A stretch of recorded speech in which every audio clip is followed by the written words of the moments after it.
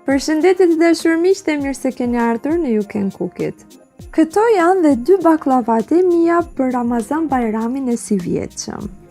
Të dashur miq, si nën me fëmijë të vegjël, unë baklavan nuk e hap me peta tek e tek, sepse nuk kam kohë dhe mundësi, jo se nuk dua, apo nuk preferoj, dhe mbi të gjitha jam shumë e kënaqur me këtë metodë hapje që kam bërë dhe vjet. Këtë tepsinë e madhe që shikoni e kam përgatitur për vjerën, pra do ta çoj pas Bajramit tek familja e tim shoqi, dhe këtë të voglën e kam për vete për ta konsumuar për Bajram.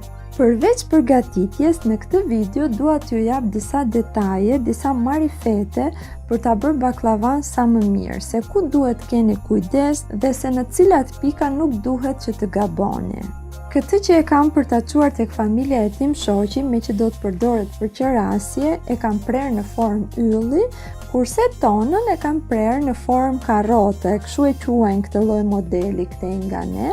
Me që ne këtu në Turqi nuk është se kemi shumë qejf baklavan shumë të trash, unë mendova që brumin e baklavas që kam përdorur dhe vjet ta ndaj për 2 tepsi, pra të nxjerr një tepsi të vogël për familjen time dhe këtë të madhen ta përdorim për qerasje për mbas Bajramit.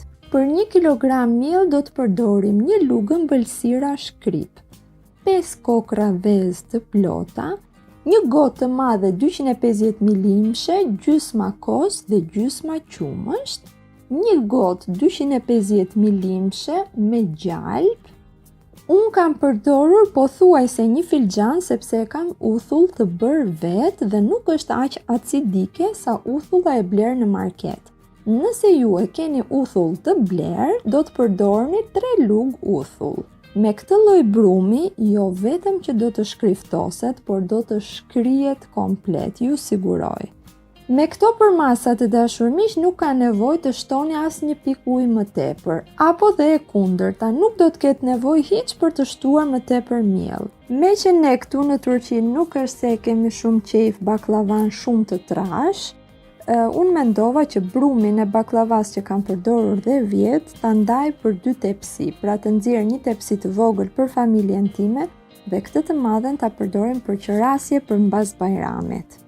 Unë pasi e kam përgatitur brumin, e kam peshuar dhe në total ishte 2 kg. Këtë 2 kg të dashur miq e kam ndarë 600 gram për tepsinë e vogël dhe 1 kg e 400 gram për tepsinë e madhe. Kulaçkat të dashur miq i bëjnë në varësi të tepsisë. Për shembull, tepsinë e vogël e kam ndarë në 6 kulaçka. Duhet ta mendoni në këtë mënyrë. Për shembull, nëse ju do ta hapni si pet këtë kulaçk, a e arrin kjo kulaçk madhësinë e tavës që keni? Duke menduar në këtë mënyrë, aq kulaçka bëni. Mund t'i bëni dhe më të vogla, por nuk është se duhet që petën që hapim si fillim para palosjes ta hapim të hollë fare, pra duhet të jetë një petë normale. Pra pasi e kemi hapur petën në madhësinë e tavës që kemi, do ta lyejmë me një seshte mirë, bollshëm, dhe do ta palosim si një drejtkëndësh. Çdo anë do ta lyejmë gjithashtu me një seshte. Në fund, pasi kemi përftuar një katror, do t'i puqim dhe anët në mes dhe do t'a kthejmë përmbys. Do t'a vendosim në një enë që të shlodhet dhe këtë mënyrë do t'a përsërisim për të gjithë kuleçrit. Ndoshta për këtë metodë të dashur miq jeni me pikpyetje, a dele mirë apo jo. Unë ju garantoj që nuk ka ndryshim, madje është shumë më e hollë peta se petat që hapni ju tek. Tashmë nuk kemi nevojë më për pec, do të përdorim thjesht oklavan.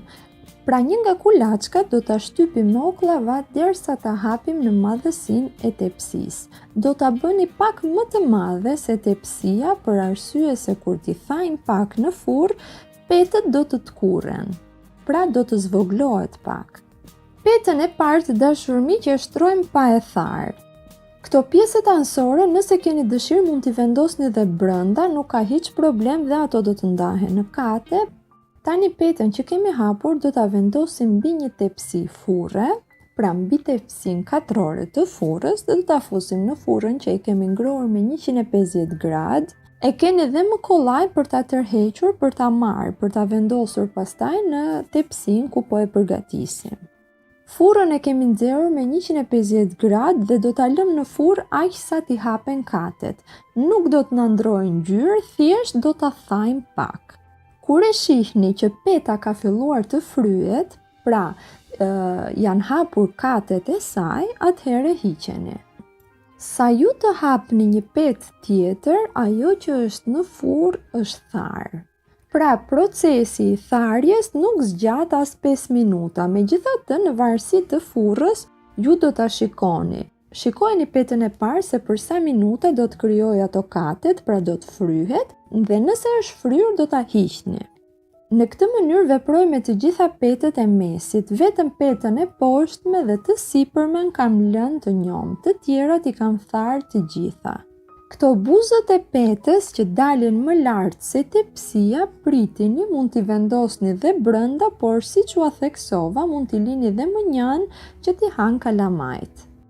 Në katin e mesëm do të shtojmë arrat. Unë në përgjithësi të dashur miq arrat nuk i mas, por te 1 kile arra të paqëruara është më se e mjaftueshme për një tepsi furre të madhe. Pasi i shtruam dhe arrat, veprojmë po njësoj me të gjitha katet e sipërme derisa t'i mbaroni petat. Petën e fundit do ta vendosim të njom. Unë të dashur miq që kur kam provuar baklavan me peta që thahen në furrë, nuk e ndroj më me thënë të drejtën, sepse jam shumë e kënaqur me mënyrën se si do e pi sherbetin, me mënyrën se si del pastaj, se sa e shkrifët del, kështu që unë edhe si vjet petët i kam tharë.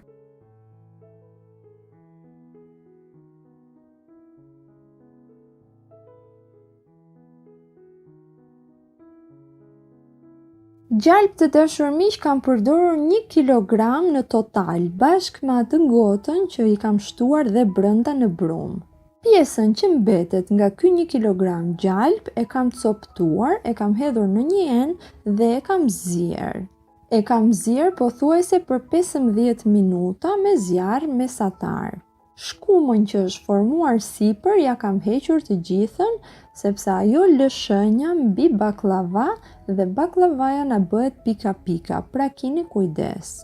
Unë baklavan për shembull e caktoj 20 gradë nën temperaturën që pjek zakonisht kekun dhe nuk e ngro më përpara, e fus direkt në furrë. Pra me furrën time 190 gradë, unë e fus me 190 gradë e lë vetëm 20 minuta, madje i caktoj orar dhe ajo bën pip-pip mbasi mbaron 20 minuta. Dhe pas 20 minutash i ul 20 gradë të tjera, e lë po 20 minuta me 20 gradë të ulura akoma dhe së fundmi në 150 gradë baklavaja ime që i kam tharë dhe petët brënda rri për gati 2 orë. Do me thënë 2 orë bashkë me këto 20 minuta të fillimit, pra 20 me 190, 20 minuta me 170 dhe pastaj çfarë mbetet me 150. Pra, përpjekjen e baklavas 1 gradë të caktuar nuk ka. Si fillim, një 20 minuta e do një val të nxehtë që të marrë atë hovin, atë fryrjen e parë, dhe pastaj do t'ja ulim dhe do t'a lëm për një 1 orë e gjys ose dhe 2 orë. Një faktor tjetër i rëndësishëm për baklava të shkëlqyer është që baklavan t'a lini disa ditë të rri e pjekur. Kjo është një gjë që unë e kam dëgjuar nga mami im nga mamaja e saj. Do me thënë të parët gjithmonë baklavan e përgatisnin më herët, e përgatisnin pothuajse 1 javë më herët, e linin të pjekur gati 1 javë rrinte baklavaja, pastaj shërbetosej 2 ditë para. Nëse ju nuk keni mundësi ta lini për shembull 3-4 ditë, të paktën minimalisht 2 ditë lëreni të pushoj të dashur miq. Nuk e gjen gjë hiç, thjesht peta do të shkriftoset akoma dhe më mirë. Këto janë opsionale të dashur miq, mua më pëlqen shumë aroma e karafilit në baklava, prandaj e përdor. Nëse nuk e keni qef, mund të shtoni thjesht vetëm 1 paketë vanilje. Pasi fillon të ziej sherbeti, do ta ziejmë për një 15 minuta. Pas 15 minutash do t'i shtojmë pak limontos që mos na sheqeroset.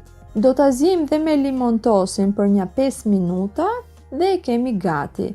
Do ta lëm të shlodhet sepse nuk do t'ja shtojmë të nxehtë se na e qull baklavan. Do ta lëm të shlodhet 15 minuta dhe do t'ja shtojmë baklavas. Pasi e keni shërbetosur, është mirë mos ta gacmoni për një herë, ta lini atë natë që të pi sherbetin mirë dhe ta konsumoni ditën tjetër. Dhe ky është dhe rezultati, të dashur miq, më besoni që është shumë e shkrifët, del shumë e mirë. Kësaj radhe më ka dalë më e shkriftosur se të gjitha herët e tjera, dhe unë ja vë pikën faktit që kam përdorur qumësht dhe kos bashk dhe në brumë që kam përdorur vetëm gjalp. Gjithashtu ka të bëjë dhe tharja e petëve, sepse petët janë tharë mirë dhe kjo bën që peta të shkriftoset. Ja pra dhe rezultatit, të dashur miq, të gjitha katet hapen tek e tek. Dhe kur i ngulim pirunin, ajo shkërmoqet, nuk thyhet, por shkërmoqet. Era e mirë e kuzhinës dhe harmonia me njëri tjetrin mos qoftë kur mangët në shtëpitë tuaja. Gjithë të mirat dhe mirë dëgjofshim.